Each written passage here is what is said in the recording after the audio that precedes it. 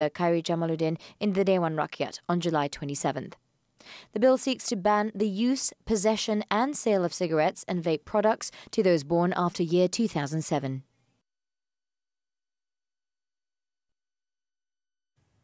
In the meantime, Khairi Jamaluddin stressed that the Tobacco Products and Smoking Control Bill 2022 will help consumers from the B40 group and hardcore poor the most. The Health Minister said, based on the ministry's checks, it showed that the group was more prone to smoking, and this had contributed to a higher number of patients suffering from various health problems, including lung cancer and heart disease. Majoriti daripada rakyat kita yang mengalami komplikasi daripada merokok, sama ada sakit jantung, kanser ataupun penyakit paru-paru adalah B40. Betul tak sih? You know why? Sebab mereka lah yang menjadi kumpulan sasaran bagi syarikat-syarikat tembakau ini. Mereka lah yang menjadi target consumer group bagi syarikat-syarikat tembakau. Jadi tak masuk akal. Sebenarnya kita nak melindungi kumpulan ini daripada syarikat-syarikat pembunuh ini. The Health Minister also described the claim that the bill was criminalising children as misleading. Khairi said there is no prison sentence for minors who smoke under the existing regulations or for those who were born after year 2007 in the new bill. He added that presently, children who have been found to be buying cigarettes by the authorities would only be fined 50 ringgit. He was commenting on the submission of a memorandum by the Consumer Choice Centre, CCC, and Parliament on Wednesday protesting the bill. The memorandum described the bill as containing large enforcement powers, such as criminalising children and affecting the poor. Khairi said the bill has been discussed by the committee members, consisting of various politicians, adding that the amendments made were to streamline enforcement to ensure that it does not contain excessive powers. Pakatan Harapan PH state leaders for Negeri Sembilan, Selangor and Pulau Pinang said they will not hold state elections should the federal government decide to hold the general election during the monsoon period. The coalition's chairman, Datuk Seri Anwar Ibrahim, said this was decided during the PH Presidential Council held on Wednesday. Andai kata Parlimen dibubarkan, keputusan ketiga-tiga negeri ini adalah menumpukan perhatian menangani permasalahan banjir dan meringankan beban mangsa yang terpaksa menghadapi bencana banjir. He said the three states would not have elections until the flood issue is resolved in February or March next year. Datuk Seri Anwar stressed that state governments should not be adding to the misery of the people who are already facing problems from floods. The meeting was also attended by the Menteris Besar of Selangor and Negeri Sembilan, Datuk Seri Amiruddin Syari and Datuk Seri Aminuddin Harun, respectively, as well as Pulau Pinang Chief Minister Chow Kon Yeow. 2 days ago, a meteorological department official said major flooding was unlikely in the weeks up to early November, as a northeast monsoon has yet to arrive. However, the meteorological department predicted thunderstorms and intermittent heavy rain in the evenings in parts of the country, which could lead to flash floods.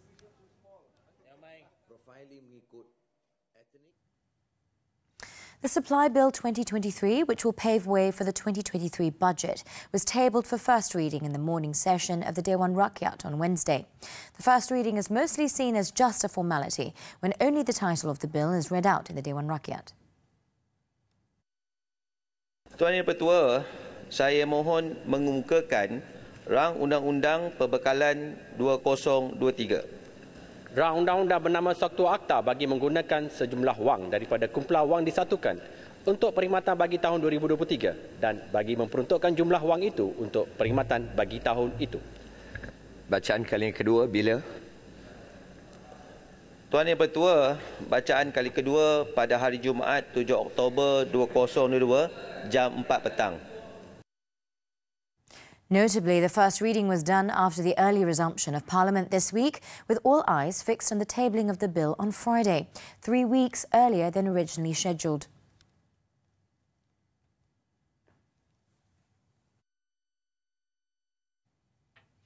Also at the Dewan Rakyat, Datuk Shahar said the government will conduct an audit process on white elephant projects to be made as a guide for future projects. He said the Finance Ministry is monitoring the report by the Budget Monitoring Committee, chaired by Prime Minister Datuk Seri Ismail Sabri Yaakob. Kita ada satu jawatankuasa pemantauan bajet. Jawatankuasa ini akan dipengurusikan peringkat nasionalnya oleh Yang Amat Berhormat Perdana Menteri setiap 3 bulan dan berkala untuk memberitahu prestasi projek-projek yang sedia ada. Di peringkat kementerian pula dipengurusikan oleh menteri-menteri. Dan semua laporan-laporan ini akan sampai ke peringkat Kementerian Kewangan untuk melihat prestasi projek-projek yang telah dinyatakan tadi. Sudah pasti apa yang telah berlaku yang lepas, sudah pasti akan dilakukan satu proses yang audit. Kita nak tengok apa sebabnya projek tersebut terbengkalai dan kenapa jadi seperti mana yang Berhormat sebutkan tadi, gajah putih. Dan tetapi ia juga akan dijadikan sebagai panduan kepada Kementerian Kewangan untuk melakukan sesuatu pembangunan yang masa depan. He said this in reply to a question from Teluk Intan Member of Parliament Nga Koming. Nga had asked about the government's action on White Elephant projects, including the Malacca Monorail project and the historical complex in Pasir Salak. The Budget Monitoring Committee was established to oversee the implementation and performance of the budget initiatives.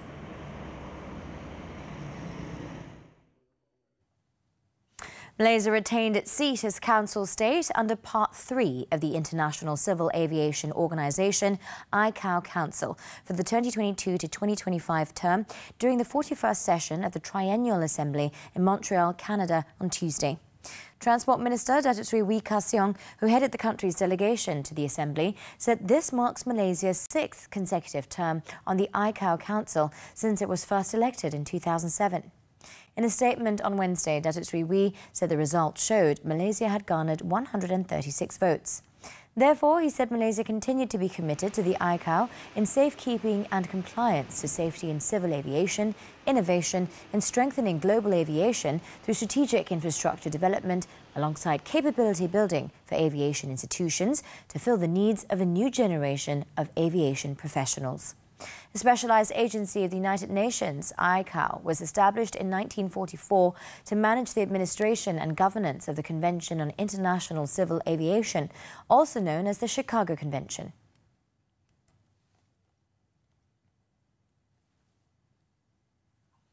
"99 Pingat Jasa Malaysia, or PJM, were awarded to British military veterans in London on Tuesday.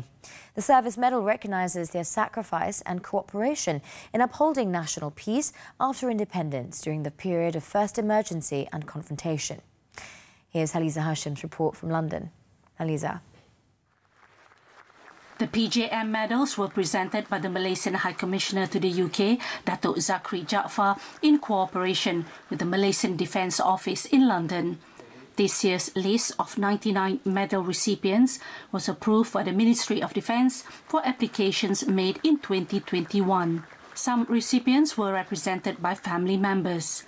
PJM is awarded to members of the Commonwealth Forces from the United Kingdom, Nepal, Australia, Fiji, India and New Zealand who served in the Federation of Malaya or Malaysia between 31st of August 1957 to 12th of August 1966. I feel very happy, I feel very proud. And when I was in Malaysia in 61, 62, in Minden Barracks, Penang, I was with the 1st Battalion, the Green Jackets. And you can see the sense of pride that these guys have shown today. It's wonderful to see, and it's just really important that we mark that and we respect the service and the sacrifice of those men and women who served. It may have been 50 or even 60 years ago, but it's really important to remember and to recognise that service. Since 2004, more than 25,000 medals have been awarded to British and Commonwealth veterans, including Gurkha soldiers who served during the first emergency and confrontation period. All PJM applications are processed by the Malaysian Defence Office in London and certified by the National Malaya and Borneo Veterans Association and the Ex-British Gurkha Association. Haliza Hashim, TV3, London. Memperkukuh momentum pemulihan dan ketahanan ekonomi. Pelbagai pembaharuan komprehensif. Diskusi terperinci dan inklusif bersama panel jemputan bekas Menteri Kewangan kedua Datuk Seri Johari Abdul Ghani dan Timbalan Presiden PKR Rafizi Ramli.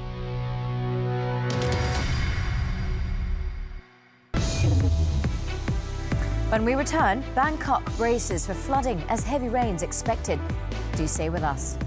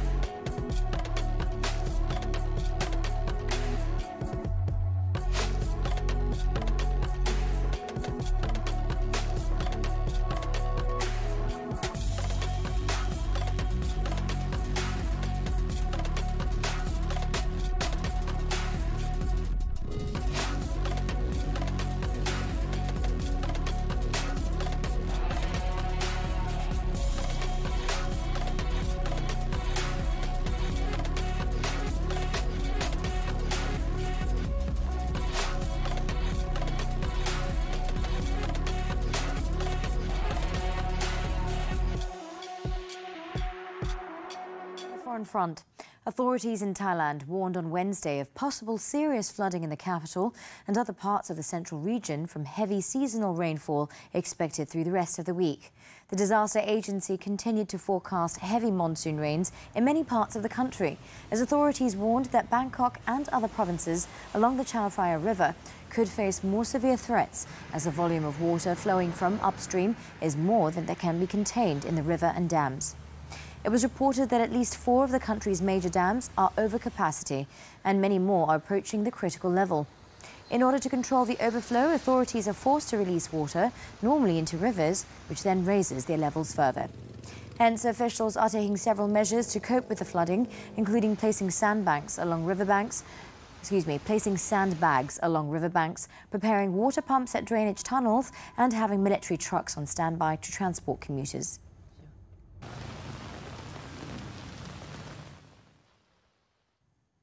Russian President Vladimir Putin has completed the formal annexation of more than 15% of Ukraine on Wednesday, just as Russian forces battle to halt a Ukrainian counteroffensive across swathes of the territories.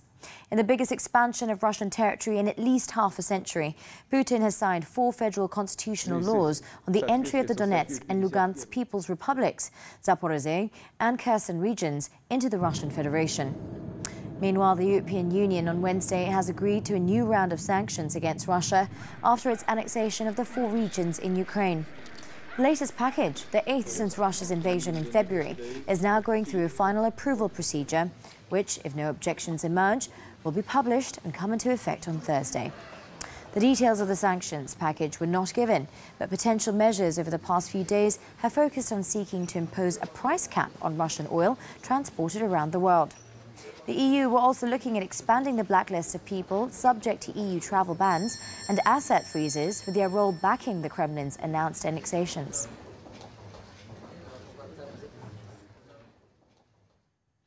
At least 25 people were killed after a bus plunged into a 500-meter gorge in the northern Indian state of Uttarakhand late on Tuesday.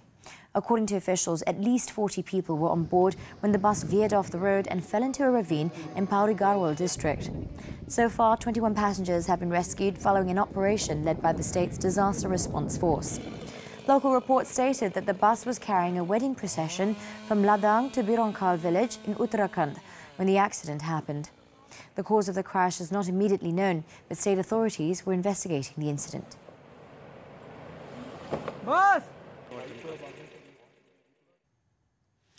In other news, chess player Hans Niemann was likely to have cheated in more than 100 online games when world champion Magnus Carlsen accused the 19-year-old American grandmaster of cheating and refused to play against him last month.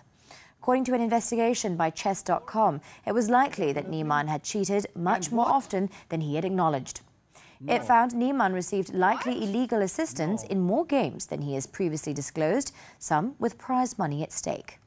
However, the investigation found no evidence that Niemann had cheated against Carlsen or any other over-the-board or in-person games.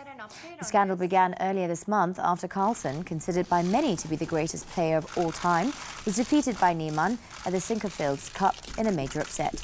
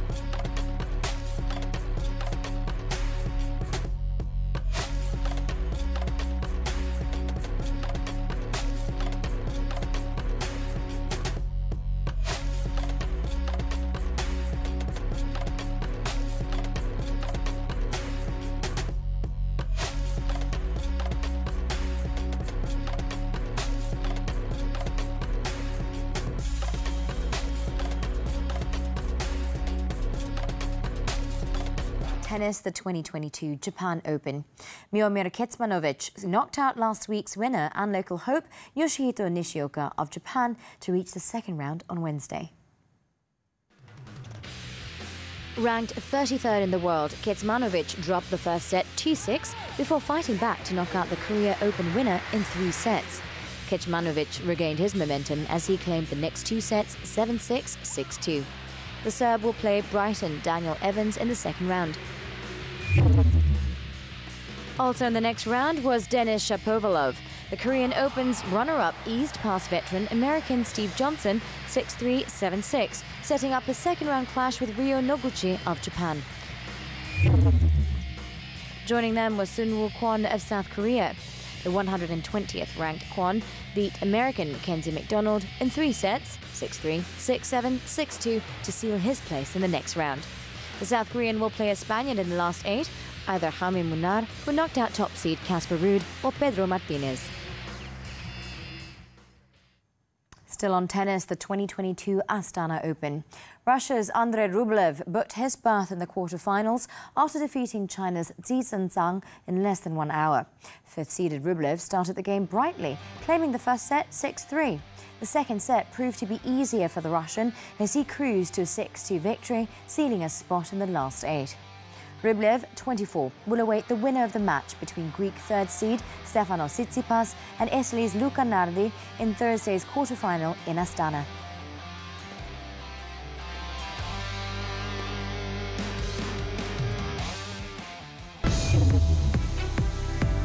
Still to come on Nightline, 20 armed forces personnel nabbed for piracy. Don't go away.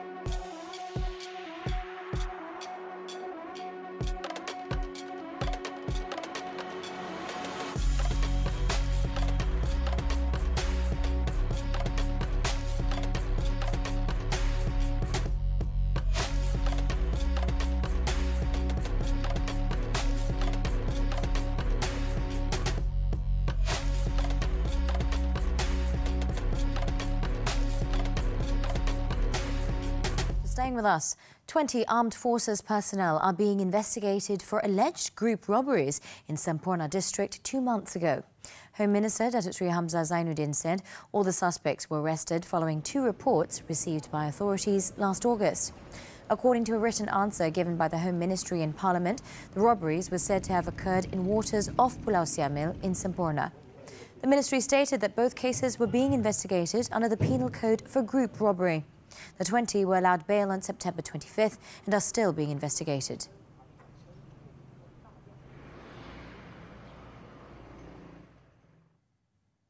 Meanwhile, police have busted Mawa gang, who are believed to be involved in at least 16 house break-in cases after arresting 4 individuals, including a Form 4 student in Bertam Perdana, Pulau Pinang, on September 28th.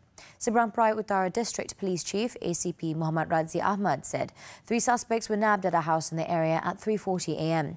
Based on initial investigation, the 4 individuals, aged 16 to 37, were suspected to be involved in house break-ins and theft cases around Seberang Perai Utara and Sungai Petani Kedah since February last year. ACP Muhammad Radzi said the gang lived in Sungai Petani and would go to Seberang Perai Utara to commit the crimes before keeping the stolen items at the house of the 37-year-old gang leader. Police also confiscated various branded bags, televisions, shoes, mobile phones, laptops, jewellery, foreign currency and cash worth tens of thousands of ringgit and tools for carrying out the crimes. With the arrests, police believe they have solved at least 16 cases in Seberang Perai Utara involving losses amounting to 250,000 ringgit. All the suspects who have previous drug and criminal records have been remanded until October 11th to assist in the investigation under Section 457 of the Penal Code.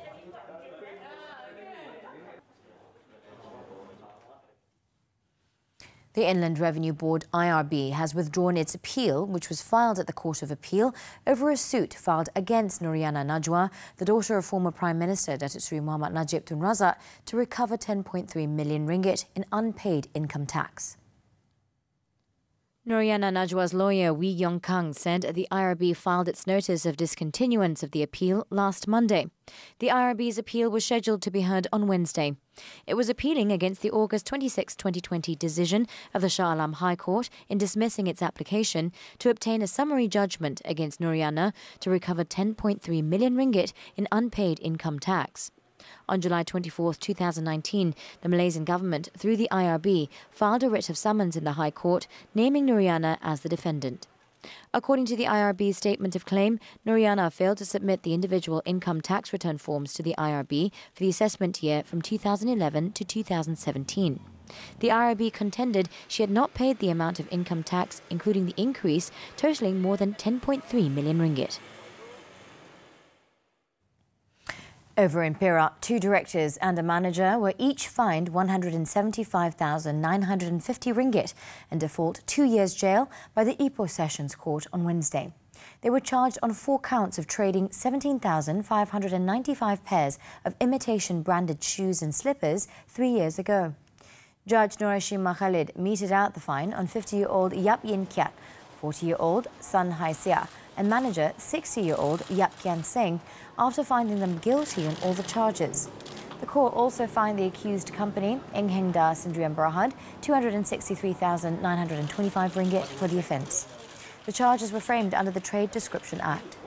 Following an application by all the accused, the court allowed a stay of the execution of the sentence, pending their appeal at the High Court, and set bail of 50,000 ringgit for each of them.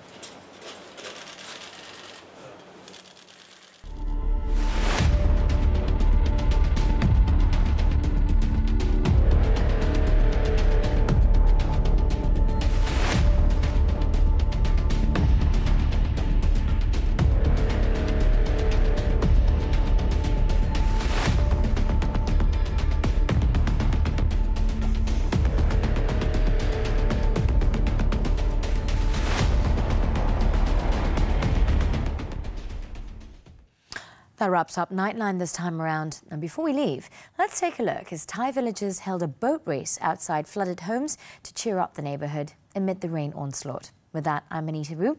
Thank you for watching and be well, Malaysia.